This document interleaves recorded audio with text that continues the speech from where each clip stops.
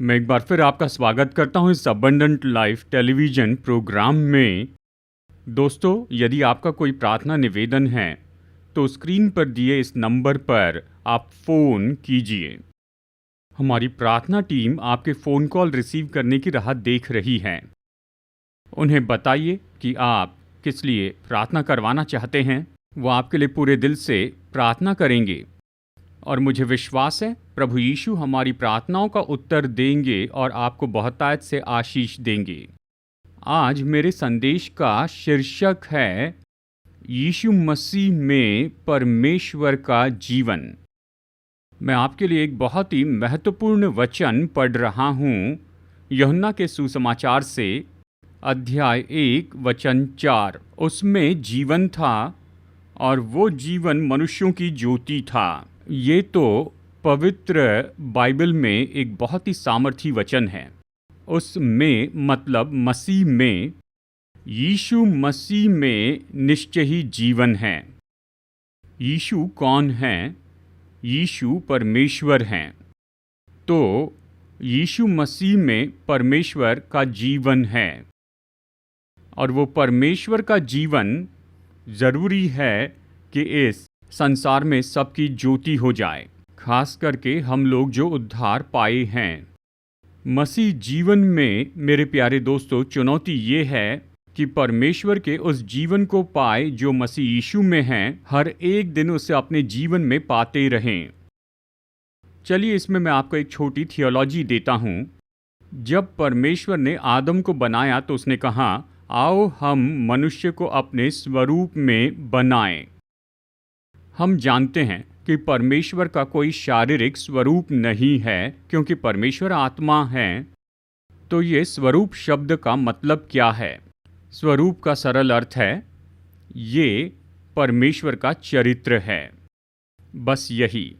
जब परमेश्वर ने आदम की सृष्टि की और जब परमेश्वर ने आदम के नथनों में फूंका, परमेश्वर ने अपना चरित्र उसमें फूंका। और ये तो आदम में जो परमेश्वर का चरित्र था, इसी ने उसे इस पृथ्वी पर सिद्ध जीवन दिया, इसके पहले कि वो दोनों पाप में गिर जाते। ये तो आदम में परमेश्वर का स्वभाव था, जिसने आदम और हव्वा को दिया परमेश्वर का जीवन, जो कि बहुतायत का जीवन है, 3 क्षेत्रों में। नंबर 1, शारीरिक रूप में। आदम पाप में गिरने के पहले उसने अनुभव किया परमेश्वर का जीवन, बहुतायत का जीवन, सिद्ध जीवन शारीरिक रूप में। आदम में बीमारी नहीं थी, आदम थक नहीं जाता था, उसके शरीर में कोई असिद्ध बात नहीं थी, 100% बहुतायत का जीवन। दूसरी बात, आदम जिया बहुतायत का जीवन यानी परमेश्वर का जीवन भावनात्मक रूप में। भावनात्मक रूप में भी आदम में कोई भी भावनात्मक समस्याएं नहीं थी, जैसे डर, चिंता और निराशाएं और ये सब। यहाँ तक भावनात्मक रूप में आदम और हव्वा ने आनंद उठाया सिद्ध शांति का, आनंद का, भावनात्मक रूप में परिपूर्णता का। और फिर तीसरी बात, उनमें परमेश्वर के उस चरित्र के कारण उन्होंने अनुभव किया परमेश्वर के जीवन को आत्मिक रूप में। उनका परमेश्वर के साथ में अच्छा संबंध था, परमेश्वर से संगति थी, तो वहाँ पर निश्चय संबंध था उनके और परमेश्वर के बीच में, और परमेश्वर का जीवन उनमें बहता था आत्मिक रीति से भी। फिर क्या हुआ? उन्होंने पाप किया और वो परमेश्वर का जो सुंदर जीवन था शारीरिक, भावनात्मक और आत्मिक रीति से, वो चला गया। तो मसीह में ये उद्धार का इतिहास क्या है? परमेश्वर ने मसीह यीशु में फिर से मानव रूप लिया, 3.5 साल तक सेवकाई की और मानवीय पाप के लिए प्रायश्चित किया और पुनरुत्थान के द्वारा फिर से जी उठे और फिर से स्वर्ग में उठाए गए। इसके द्वारा वो उद्धार देते हैं आपको और मुझे भी। तो इस उद्धार में हमारा उद्देश्य होना चाहिए कि परमेश्वर के उस जीवन को प्राप्त करें जो मसीह यीशु में हैं, शारीरिक रूप में, भावनात्मक रूप में और आत्मिक रीति से हर एक दिन। जितना ज़्यादा हम परमेश्वर का जीवन प्राप्त करेंगे मसीह में और मसीह के द्वारा, तो हम पृथ्वी पर बहुत सुंदर जीवन जिएंगे। तो मसीह में परमेश्वर का जीवन हमें देता है पृथ्वी पर बहुतायत का जीवन और एक दिन स्वर्ग में अनंत जीवन भी। यही मसीह जीवन का उद्देश्य है। सारे प्रचारक, सारे पास्टर्स इसी पर गौर करते चले जाएं, इसे सिखाएं। कैसे हर दिन परमेश्वर का जीवन मसीह में प्राप्त करते चले जाएं। सभी विश्वासी शारीरिक, भावनात्मक और आत्मिक रीति से जितना ज़्यादा हम परमेश्वर का जीवन प्राप्त करेंगे, बहुतायत का सबसे उत्तम जीवन हम इस पृथ्वी पर जिएंगे। चलिए अब एक कदम और आगे बढ़ते हैं। जैसे मैंने आपको कुछ समय पहले बताया, परमेश्वर का जीवन परमेश्वर के चरित्र में है। जब आदम ने परमेश्वर का चरित्र पाया तो उसने परमेश्वर का जीवन अनुभव किया। यही बात है यीशु मसीह में। इसे लिख लीजिए मेरे प्यारे दोस्तों, परमेश्वर का जीवन मसीह में, ये तो मसीह के चरित्र में होता है। चलिए फिर कहता हूँ, परमेश्वर का जीवन यीशु मसीह में, ये उसके चरित्र में होता है। यदि यीशु परमेश्वर हैं तो यीशु में परमेश्वर का चरित्र है।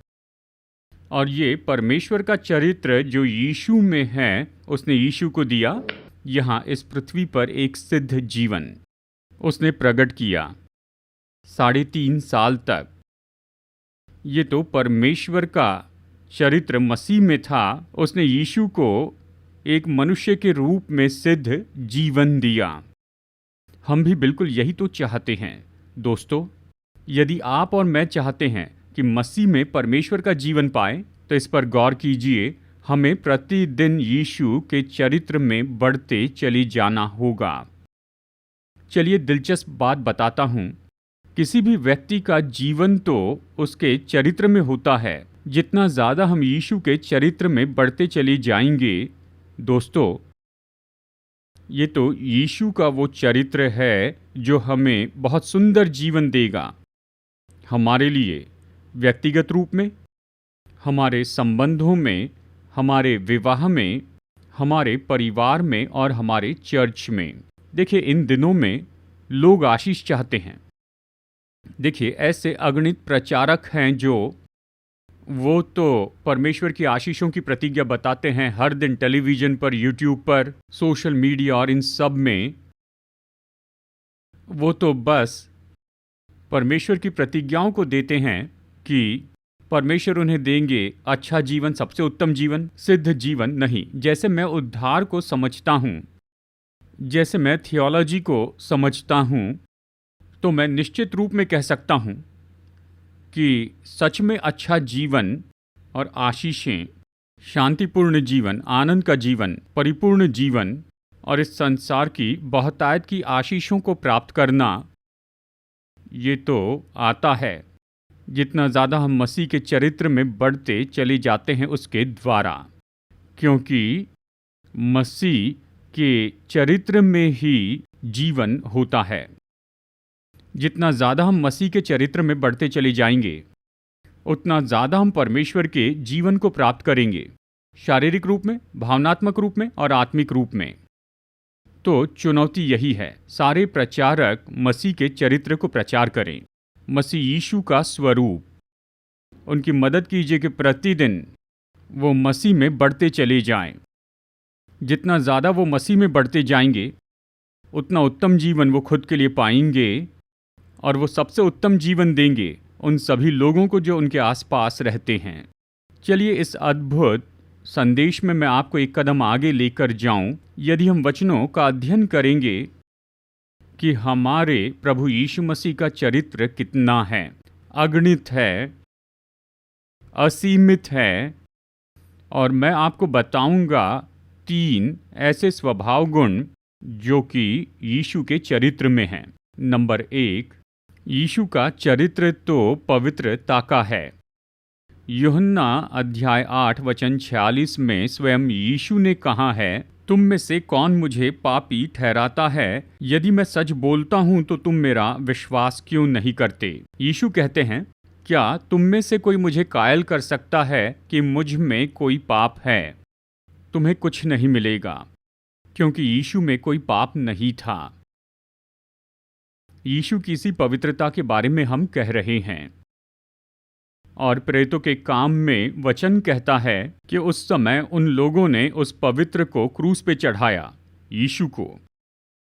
तो बात तो यही है, यीशु का ये स्वभाव गुण जो कि पवित्रता है, इसे गौर से देखिए, इस पृथ्वी पर हमें सबसे उत्तम जीवन देता है। परमेश्वर का वचन कहता है, धर्म के मार्ग में जीवन मिलता है और उसके पथ में मृत्यु का पता भी नहीं।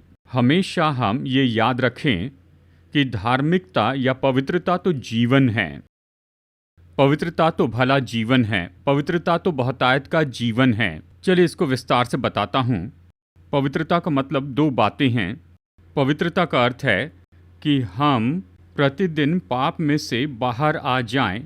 मसीह जीवन में हम में पुराना स्वभाव होता है और वो पुराना स्वभाव हमारे अंदर उंडेलता है ऐसे कुछ पापों को, चाहे वो नफरत हो, जलन हो, क्रोध हो, बदला लेना हो, व्यभिचार हो, शराब पीना हो, परस्त्री गमन हो, जो भी नाम हो। यहाँ तक कि मसीह जीवन में भी ये संभावना होती है कि ऐसे ऐसे पाप उनमें हो। बात तो यही है, जब भी हम पाप से पीछा छुड़ाते हैं हमारे जीवन से, तो हम बहुतायत का जीवन जीते हैं, क्योंकि हर एक पाप तो पीड़ा और दुख का पैकेज होता है। इस वचन को गौर से सुनिए, भजन संहिता 107 वचन 17। ये वचन यहाँ पर कहता है, मूढ़ अपनी कुचाल और अधर्म के कामों के कारण अति दुखित होते हैं। अधर्म पाप यानी ये तो पीड़ाएं हैं।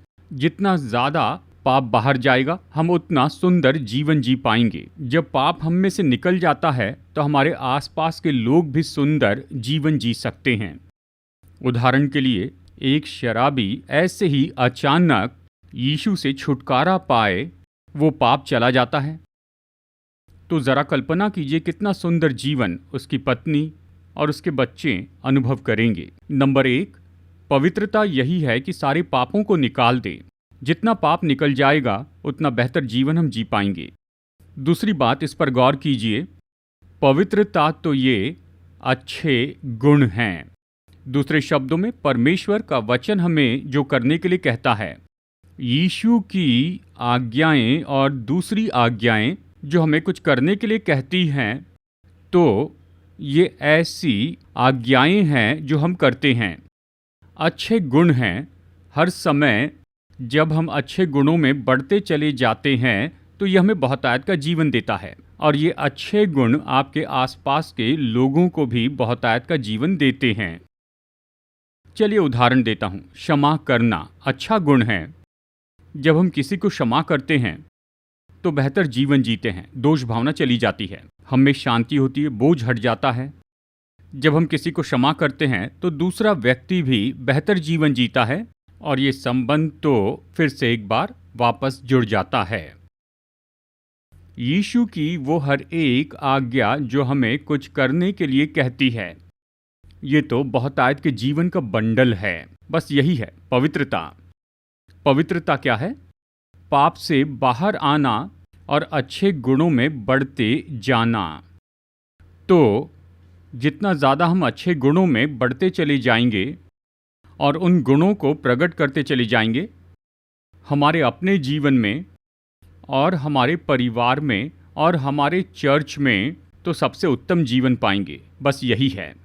यीशु के चरित्र में पवित्रता है और ये पवित्रता है जो हमें उत्तम जीवन देती है। बात तो यही है, कैसे हम एक एक करके उन पापों से पीछा छुड़ा सकते हैं और दूसरी ओर हम कैसे उन महान विशेषताओं में बढ़ सकते हैं जो कि यीशु मसीह के चरित्र में हैं। इसके बारे में बिल्कुल मत चूकिए, ये तो पवित्र आत्मा के द्वारा है। इस वचन पर गौर कीजिए, गलातियों अध्याय 5 वचन 16 से लेकर वचन 25 तक। इसे ध्यान से पढ़िए। चलिए मैं पढ़ता हूँ वचन 16। पर मैं कहता हूँ, आत्मा के अनुसार चलो तो तुम शरीर की लालसा किसी रीति से पूरी न करोगे। तो एक तरफ ये तो पवित्र आत्मा है जो हमारी मदद करता है कि हर एक पाप में से निकल जाए। और जैसे हम इस वचन भाग का अध्ययन करते हैं, ये तो पवित्र आत्मा ही है जो हमारी मदद करता है कि हम आत्मा के इन 9 सुंदर फलों में बढ़ते जाएं। प्रेम, आनंद, शांति, धीरज, कृपा, भलाई, विश्वास, नम्रता और संयम। ये तो अद्भुत है। पवित्र आत्मा के बिना कोई शुद्धिकरण नहीं है और कोई उपाय नहीं। तो हमारे चर्च में, हमारे प्रचार में, हमारे मसीह जीवन में आपको सबसे ज़्यादा महत्व देना है त्रिएकता के तीसरे व्यक्ति को, जो हम में रहता है, पवित्र आत्मा। हर दिन पश्चाताप करते हुए उसके अधीन हो जाएं। अगर हम कुछ गलत कर रहे हैं तो मन फिराएं और क्षमा मांग ले और पवित्र आत्मा से विनती करें कि वो उस पाप को क्रूस पर चढ़ाए। और पवित्र आत्मा क्रूस की सामर्थ्य से करता है। जब हम मसीह के स्वभाव गुणों को देखते हैं, ये तो बहुत ही सुंदर स्वभाव गुण हैं। आप इन्हें यहाँ पर देख सकते हैं। आप इनमें बढ़ते जाएं। हर प्रार्थना में पवित्र आत्मा से प्रार्थना कीजिए, बढ़ने में मेरी मदद कीजिए कि मैं आत्मा के उन फलों में बढ़ते चले जाऊं, जो कि अवश्य ही मसीह का चरित्र है। जब ये शुद्धिकरण होता है एक एक दिन, एक एक समय में, प्रभु वचन के अधिकार से मैं आपको शाश्वती देता हूँ। ये वो पवित्रता है जो हमें इस पृथ्वी पर अच्छा जीवन देगी, हमारे परिवार को और हमारे चर्च को। अब गौर कीजिए कि हमारे प्रभु यीशु मसीह के चरित्र में सबसे सुंदर ऐसा दूसरा गुण तो यही है, जिसे कहते हैं अगापे प्रेम। यूहन्ना 15:13। इससे बड़ा प्रेम किसी का नहीं कि कोई अपने मित्रों के लिए अपना प्राण दे। दोस्तों, ये तो यीशु हैं जिन्होंने सबसे महान प्रेम को प्रकट किया मानव जाति पर। ये अगापे प्रेम है। जब हम संसार की ओर देखते हैं तो कहते हैं कि निश्चय ही फौजी अपने देश के लिए मर रहे हैं, पुलिस वाले अपने देश के लिए मर रहे हैं, अच्छे नेता अपने देश के लिए मर रहे हैं, वो अपनी जान दे रहे हैं अपने देश के लिए। ये बात तो बिल्कुल सच है। लेकिन यीशु का प्रेम, जो अगापे प्रेम है, वो बहुत बड़ा है। यीशु के अगापे प्रेम ने अपना जीवन दिया। यीशु ने अपना जीवन दिया उस क्रूस पर मानवीय पाप के प्रायश्चित के रूप में। और किसी ने भी ऐसे अगापे प्रेम को नहीं दिखाया कि क्रूस पर मानव जाति के सारे दंड को अपने ऊपर उठाए। किसी के भी पास यीशु के जितना महान प्रेम नहीं। ये तो अगापे प्रेम है। वाह! कल्पना कीजिए यीशु का ये अगापे प्रेम। जैसे यीशु इस पृथ्वी पर जी रहे थे, उस समय ये प्रकट किया गया, जिसने बहुतों को आशीष दी। दोस्तों, मैं यही बात बताना चाहता हूँ। जितना ज़्यादा हम अगापे प्रेम में बढ़ते चले जाएंगे, जो कि मसीह का चरित्र है, आप और मैं जीवन का सबसे उत्तम का अनुभव करेंगे यहाँ इस पृथ्वी पर। क्योंकि परमेश्वर का वचन ये भी कहता है, इन सब के ऊपर प्रेम को, जो कि सिद्धता का कटिबंध है, बांध लो। कुलुसियों 3:14। प्रेम सिद्धता है। अगापे प्रेम सिद्धता है। अगापे प्रेम बहुतायत का जीवन है। चलिए मैं इसका मूल्यांकन करूं। अगापे प्रेम 2 काम करता है। नंबर 1, अगापे प्रेम किसी को चोट नहीं पहुंचाता। बस यही। जब हम दूसरों को चोट पहुंचाना बंद करते हैं तो बहुतायत के जीवन का अनुभव करते हैं, और जो हमारे द्वारा चोट नहीं खाते हैं वो भी बहुतायत के जीवन का अनुभव करते हैं। अच्छा जीवन। केवल जब हम लोगों को चोट पहुंचाते हैं, कामों के द्वारा, शब्दों के द्वारा, स्पष्ट या फिर अस्पष्ट रूप में, जब हम लोगों से अन्याय करते हैं, लोगों को धोखा देते हैं, जब हम लोगों को ठगते हैं, तो लोगों को चोट पहुंचाते, तो अगापे प्रेम किसी को चोट नहीं पहुंचाता है किसी भी तरह से। तो जितना ज़्यादा हम अगापे प्रेम में बढ़ते चले जाएंगे, इस पर गौर कीजिए दोस्तों, हम एक दूसरे को चोट पहुंचाना बंद करेंगे। हमारे परिवार में, हमारे संबंधों में, हमारे विवाह में, हमारे चर्च में, यदि कोई अभी भी किसी को चोट पहुंचाता है परिवार में या चर्च में, तो वो व्यक्ति अगापे प्रेम में इतना ज़्यादा नहीं बढ़ा है। देखिए, जो मुख्य बात है, जो बिल्कुल शुरुआती बात है और जो अगापे प्रेम का सार है, वो चोट नहीं पहुंचाता। इतना बड़ा बदलाव है। जितना ज़्यादा हम बढ़ते जाएंगे, उस अगापे प्रेम में हम लोगों को चोट पहुंचाना बंद करते हैं और ये उत्तम जीवन देता है, हमें और दूसरों को भी।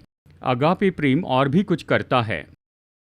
अगापे प्रेम हमेशा लोगों को आशीष देता है। यीशु ने बिल्कुल यही तो किया था। 3.5 साल तक उसका हृदय 100% अगापे प्रेम से भरा हुआ था। उसने किसी को चोट नहीं पहुंचाई। उसने केवल इतना ही किया कि लोगों की मदद करें, कि लोगों को आशीष दे, कि यीशु ये सारी चंगाई दे, कि यीशु ये चमत्कार करें और लोगों को क्षमा करें और लोगों पर करुणा करें। ये तो अद्भुत बात है ना। तो यीशु ही हमारे बहुतायत के जीवन के आदर्श हैं, क्योंकि उसका हृदय तो 100% अगापे प्रेम ही था। उस हृदय में से लोगों को चोट पहुंचाने के लिए कुछ नहीं आया। उस हृदय में से हमेशा लोगों को आशीष देने के लिए आशीषें बहीं। बस यही, जितना ज़्यादा हम अगापे प्रेम में बढ़ते जाएंगे, हम लोगों को आशीष देंगे। तीसरी बात हमारे प्रभु यीशु मसीह का चरित्र है, बुद्धि है। मैं आपके लिए पढ़ रहा हूँ मत्ती अध्याय 12 वचन 42। और देखो, यहाँ वो है जो सुलेमान से भी बड़ा है। यीशु पुराने नियम से सुलेमान के बारे में कह रहे थे। सुलेमान भी अवश्य ही बुद्धि के बारे में बताने वाला एक बहुत ही अद्भुत व्यक्तित्व है। आप नीति वचन की किताब पढ़िए या सभोपदेशक की किताब, बहुत ही अद्भुत बातें हैं। सुलेमान ने बड़ी बुद्धि की बातें सिखाई। इतने व्यवहारिक केवल चर्च के लिए ही नहीं, पर पूरे संसार के लिए भी है। इतने व्यवहारिक है केवल मसीह चर्च के लिए ही नहीं, लेकिन पूरे संसार के लिए भी। यीशु ने यही कहा, तुम ऐसे व्यक्ति को देख रहे हो जो सुलेमान से भी बड़ा है। वाह! यीशु मसीह ये बुद्धि है। वो परमेश्वर हैं, इसलिए बुद्धि है। दोस्तों, इस बात पर गौर कीजिए। ये तो मसीह यीशु में जो बुद्धि है, वही हमें इस पृथ्वी पर सबसे उत्तम जीवन देगी। अवश्य ही यीशु में तो कई तरह की बुद्धि है, लेकिन इस समय जिस बुद्धि के बारे में मैं कहना चाहता हूँ, वो ये है कि यीशु हमें जीवन की बुद्धि सिखाते हैं कि कैसे इस पृथ्वी पर जीवन जिएं। यह ऐसा है जिसे प्रचारकों ने प्रचार करना चाहिए, पास्टर्स ने प्रचार करना चाहिए, विश्वासियों को ये समझना चाहिए। उद्धार में हमें समझना चाहिए जीवन की बुद्धि, जो कि यीशु के व्यक्तित्व में थी और यीशु ने सिखाई। जब हम जीवन को ध्यान से देखते हैं तो जीवन को नाश करने वाली बात तो मूर्खता ही है। गलत मार्ग और गलत निर्णय, गलत विचारों ने नाश कर दिया है। यहाँ तक कि मसीह चर्च में बहुत से परिवार, पति और पत्नी, जवान लोग, यहाँ तक कि परमेश्वर के दास, मूर्खता के निर्णय। मसीह जीवन तो मूर्खता के बारे में नहीं है। मसीह जीवन ये तो जीवन की बुद्धि है जो यीशु देते हैं। तो हम जीवन की बुद्धि कैसे पा सकते हैं जो यीशु देते हैं? मेरे दोस्तों, इसे आप बिल्कुल न चूकें। ये तो यीशु की आज्ञाओं को मानने से है। मत्ती अध्याय 7 वचन 24, यीशु ने कहा, इसलिए जो कोई मेरी ये बातें सुनकर उन्हें मानता है, वो उस बुद्धिमान मनुष्य के समान ठहरेगा जिसने अपना घर चट्टान पर बनाया। यीशु की आज्ञाएं तो और कुछ भी नहीं, पर जीवन की बुद्धि है। जब भी हम जीवन की आज्ञा का पालन करते हैं, हर समय जब भी हम यीशु की आज्ञाओं का पालन करते हैं, 4 सुसमाचारों में और अवश्य ही पूरी बाइबल में, तो हम जीवन की बुद्धि को मान रहे हैं। हर एक आज्ञा तो बुद्धि की है और बुद्धि ही जीवन है। आइए देखिए नीति वचन अध्याय 3। प्रभु वचन कहता है कि बुद्धि ही जीवन का वृक्ष है। तो हम क्या कहते हैं? यदि हम अच्छा जीवन चाहते हैं, बहुतायत का जीवन, बेहतर जीवन, तो जीवन की बुद्धि को देखिए, संसार के पीछे न जाएं। ये लोगों को नाश करता है, लेकिन यीशु की शिक्षाएं देखिए, यीशु की आज्ञाएं देखिए, यीशु की चेतावनियां देखिए, वो सत्य जो यीशु ने 4 सुसमाचार में सिखाए और पूरी बाइबल में, वही तो जीवन की बुद्धि है। उसके पीछे चले। फिर कहूँ, यदि हम जीवन की बुद्धि में बढ़ना चाहते हैं जो यीशु ने सिखाया, तो ये पवित्र आत्मा के द्वारा किया जाता है, क्योंकि पवित्र आत्मा हमें बदल देता है जीवन की बुद्धि में, जो कि यीशु मसीह हैं। मुझे भरोसा ये संदेश आपके लिए आशीष है। आइए प्रार्थना करते हैं। अनुग्रहकारी परमेश्वर स्वर्गीय पिता, इस अद्भुत वचन के लिए धन्यवाद कि उसमें जीवन था और वो जीवन मनुष्यों की ज्योति था। हाँ प्रभु यीशु, आप हमारे प्रभु बने, आप हमारे उद्धारक बने, ताकि आप हमें दे सके अपना जीवन, परमेश्वर का जीवन हमें संसार में, आत्मिक रीति से, भावनात्मक रीति से और शारीरिक रीति से। धन्यवाद कि आपने हमें सिखाया कि ये सुंदर जीवन तो आपके चरित्र में है, आपकी पवित्रता में, आपके अगापे प्रेम में और जीवन की बुद्धि जो आप सिखाते हैं। पवित्र आत्मा, हम प्रार्थना करते हैं कि आप हम में से हरेक को प्रतिदिन बदल दीजिए यीशु की पवित्रता में, यीशु के अगापे प्रेम में और साथ ही जीवन की बुद्धि में जो यीशु ने सिखाए सुसमाचारों में और पूरी बाइबल में।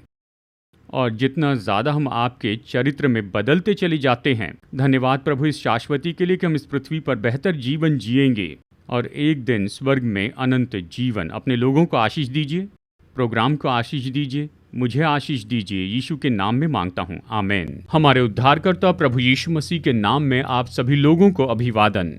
दोस्तों, कृपया कर आप इस वीडियो को देखिए जो हमारी सेवकाई के बारे में पूरा विवरण देता है।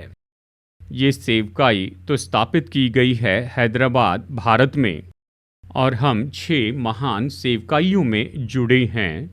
नंबर 1, मैं टीवी पर आता हूं और 5 भाषाओं में वचन का प्रचार करता हूं, इंग्लिश, हिंदी, तमिल, मलयालम और तेलुगु में। लाखों लोग इन संदेशों को सुन रहे हैं और वो उद्धार पा रहे हैं और विश्वासी अपने विश्वास में बल पा रहे हैं। और हमारी दूसरी सेवकाई है प्रचार की सेवकाई, जहां मैं बहुत सी जगहों पर जाता हूं, केवल भारत में ही नहीं लेकिन विदेशों में भी। और इस प्रचार की सेवकाई के द्वारा सभी चर्च के विश्वासी परमेश्वर के वचन के द्वारा बल पाते हैं। हमारी तीसरी सेवकाई तो पास्टर्स के लिए कॉन्फ्रेंस हैं। हर साल हम पास्टर्स के लिए 2 कॉन्फ्रेंस करते हैं। लगभग 130 पास्टर्स आते हैं, सभी अलग अलग प्रोटेस्टेंट चर्च से, और 4 दिनों तक हम उन्हें मसीह सेवकाई के अलग अलग दृष्टिकोण के बारे में ट्रेनिंग देते हैं। हम उनकी यात्रा का खर्च चुकाते हैं, रहने खाने की सुविधा देते हैं, हम उन्हें किताब भी देते हैं और साथ ही हम उन्हें नए कपड़े भी प्रदान करते हैं जैसे वो अपने घर लौटते हैं।